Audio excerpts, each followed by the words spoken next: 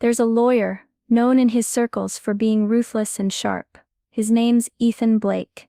He's one of the top lawyers in town, always winning big cases. But it's not just his legal skills that make him famous. No, it's his sharp tongue, and even sharper attitude. Ethan thrives on putting others down, especially those he thinks are beneath him. And for some reason he has a particular dislike for musicians. Ethan has this belief that musicians don't have much to offer in serious matters. To him, they're just people who strum guitars and sing songs, barely understanding the world outside of their music. He's often said that if you're a musician, you can't possibly be as smart or successful as someone who wears a suit and works in a corporate office. He'd made plenty of enemies this way, but he didn't care. He thought he was untouchable. Ethan would laugh at anyone who disagreed with him, and there were always people willing to agree with someone so high up in the legal world. But deep down, there was always this feeling in the air whenever he mocked someone, like he was looking for a fight he didn't even know was coming. And one day that fight would come from a place he never expected. But for now, Ethan was on top of the world. He loved that power, and it made him feel invincible. He would make his usual comments about rock stars, unaware that his words were about to lead him straight into the path of someone far more powerful than he ever imagined. It was a high-profile event, one that brought together some of the most influential people in the city.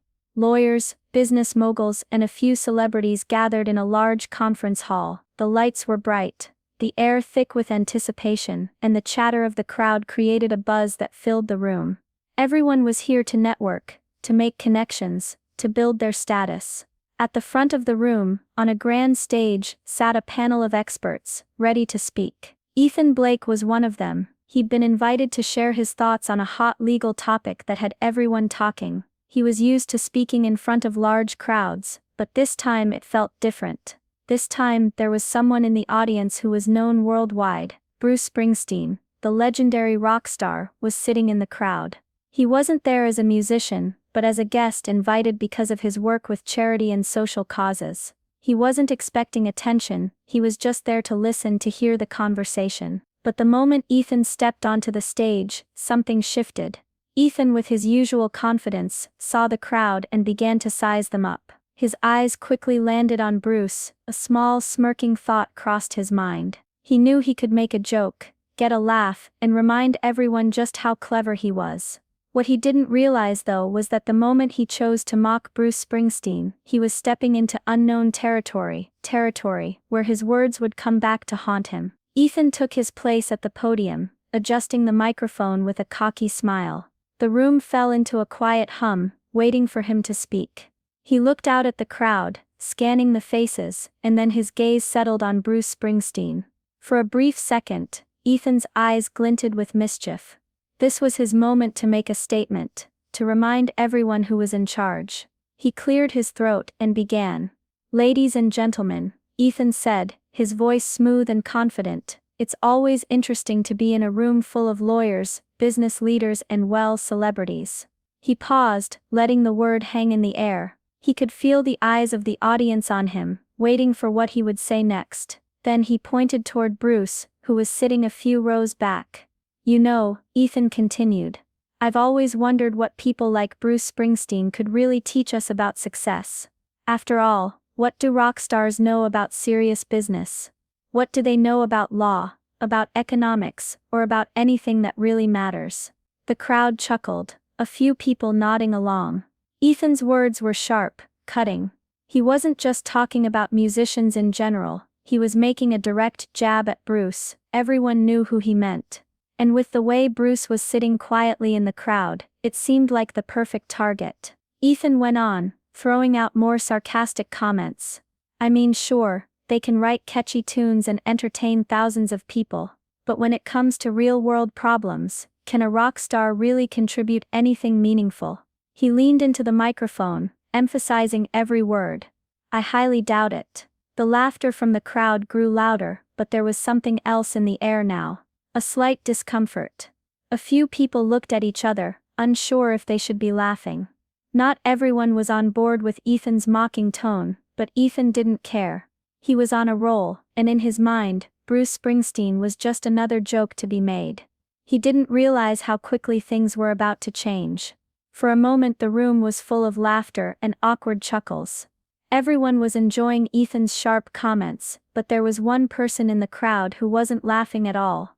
Bruce Springsteen sat quietly, his face calm, his hands folded in his lap. He wasn't angry, but there was a quiet intensity in his eyes that suggested he wasn't about to let this slide. As Ethan continued to speak, Bruce slowly stood up from his seat. The sound of his chair scraping against the floor was enough to silence the room. All eyes turned to him. The laughter faded, and a hush fell over the audience. Bruce walked toward the stage with a steady, purposeful stride, the spotlight now shifting to him. Ethan looked taken aback. He had been so confident, so sure of himself, that he hadn't expected any kind of response. But there was Bruce Springsteen, a man who had performed in front of millions and written songs that had resonated with people all over the world. Bruce reached the edge of the stage, and for a moment he simply stood there, looking out at the crowd. He wasn't rushing to speak. He wasn't angry or upset. He was calm, and that calmness made his presence all the more powerful. The room was filled with tension, every eye locked on Bruce. Finally he spoke, his voice clear and steady. "You know, Ethan," Bruce began, his words cutting through the silence, "I get it.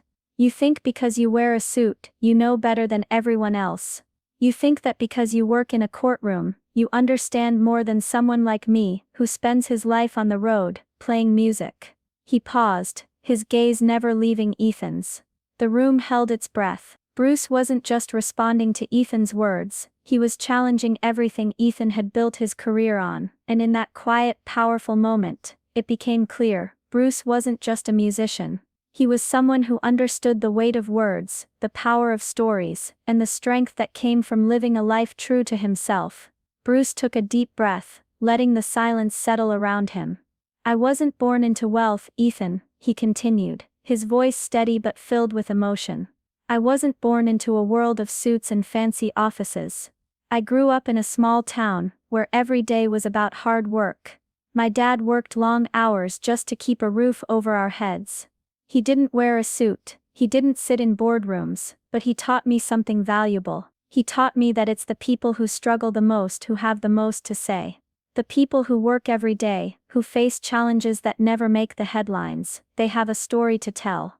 The crowd was listening now. No one was laughing. Everyone was hanging on to every word that Bruce spoke. Even Ethan seemed to be caught off guard. He shifted on his feet, suddenly unsure of himself. Bruce paused for a moment, his gaze moving slowly across the room, making sure everyone was with him. "Music, Ethan," he said quietly, "is not just about playing an instrument or singing a song, it's about telling stories. It's about speaking to people in ways that words alone can't. Every song I write is born from a place of struggle, of feeling lost, of trying to find meaning in a world that's not always kind. And those songs connect with people. They reach them where nothing else can." He looked directly at Ethan now, his eyes steady. "You think being a lawyer means you have all the answers, but you're wrong. You're wrong because life doesn't fit into neat little categories. It doesn't follow the rules of a courtroom. You can't measure the worth of a person based on their job or their social status. People are more than that. They have experiences, emotions and stories that can't be judged by what they wear or where they work." Ethan stood frozen, his earlier smugness slipping away. He hadn't expected this. He hadn't expected a simple rock star to speak with such depth, to challenge everything he thought he knew about success and intelligence. And yet Bruce's words seemed to cut right through his armor. Bruce took another step forward, his voice softer but still filled with strength. "So yeah, Ethan, maybe I don't know the ins and outs of your world, but I do know what it means to give everything to something you love, and I do know what it means to fight for what's right. Music isn't just entertainment, it's a voice for the voiceless. It's a way of connecting with the world in a way that no lawyer's argument ever could." The room was still, every person in it now completely absorbed in Bruce's words. Ethan had nothing left to say. His earlier mockery had faded, replaced by an uncomfortable silence that seemed to hang in the air. Bruce had spoken, and his words had hit harder than anything Ethan could have ever imagined. Ethan stood there, speechless, his mind racing. For the first time in his career, he felt completely exposed. All the confidence that had once filled him was now replaced with doubt.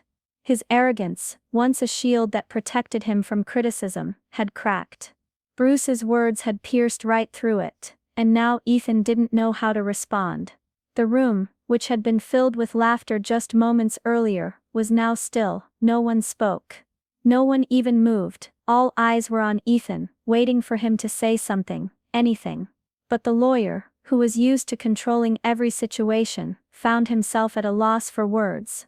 He shifted uncomfortably, trying to find his voice, but it wouldn't come. He opened his mouth to speak, but all that escaped was a strained cough. It was like his words had abandoned him, leaving him vulnerable in a way he had never experienced before. Ethan looked around the room, noticing the change in the atmosphere. Some people were still staring at Bruce, their expressions filled with admiration. Others, like a few of the lawyers in the audience, seemed to be exchanging looks of disbelief. No one was laughing now, no one was nodding in agreement. Instead, there was an uneasy silence, and it was all too clear that Ethan had made a huge misstep. He glanced back at Bruce, whose gaze remained steady and calm. There was no smugness in Bruce's expression, no pride, just quiet confidence. It was like Bruce had just shown everyone in the room that real strength didn't come from mocking others or belittling them. It came from understanding, from life experience, and from the ability to speak truth when others were afraid to. Ethan felt a sinking feeling in his chest. He had underestimated Bruce, and now, the weight of his own arrogance was crashing down on him. He tried to gather himself, but the words wouldn't come. He knew he had lost, and the worst part was, the audience knew it too. The moment Bruce spoke had shifted everything. The energy in the room had changed, and now the aftermath was unfolding.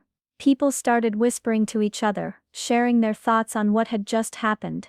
Some were nodding, others looking at Ethan with a mixture of disbelief and pity. No one was interested in hearing more from him. Bruce, on the other hand, was calm as ever. He didn't wait for applause or attention. He didn't need it.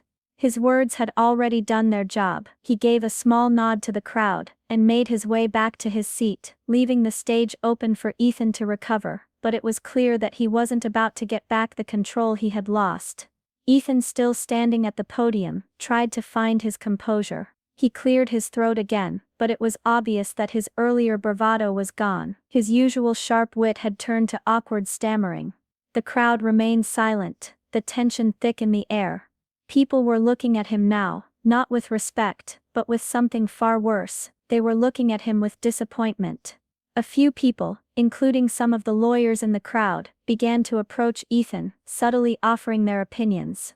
One by one, they reminded him that his mockery had gone too far. Some were direct, others more tactful, but the message was the same. Ethan had crossed a line, and they weren't shy about pointing it out. The event, which had started with so much energy, was now ending in an awkward silence.